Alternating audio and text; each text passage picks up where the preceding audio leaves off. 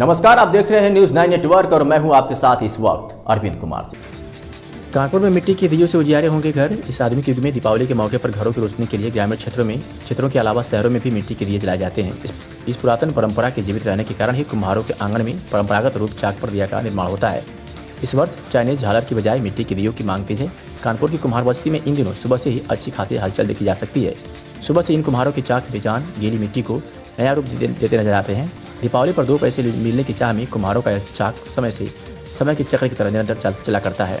अब की बार इन कुम्हारों को पूरी उम्मीद है कि इस बार का यह दीपावली पर्व इनके लिए खुशियों की रोशनी लेकर आएगा और उनकी बिक्री बढ़ेगी। गौरतलब है कि कानपुर में आज भी सैकड़ों परिवार हैं जो इन छोटी छोटी बस्तियों में रहकर इस कारोबार से अपना परिवार का पालन पोषण करते हैं। हालांकि आधुनिकता के इस युग में पारंपरिक दियों की जगह रोशनी से सराबोर इलेक्ट्रिक दिए और मशीनों से बनी मोमबत्तियां ने ले ली है, जिसकी वजह से यह कारोबार अब खतरे और संकट में है। और प्रदेश व केंद्र सरकार की ओर से समय समय पर मिलने वाले प्रोत्साहन से अब इन कुम्हारों में उम्मीद की किरण जल उठी है। बेजान मिट्टी में जान भरने वाले यह मिट्टी के लाल दिन रात पूरे परिवार के साथ दिए लक्ष्मी गणेश की प्रतिमाओं को अंतिम रूप देने में जुटे हुए हैं।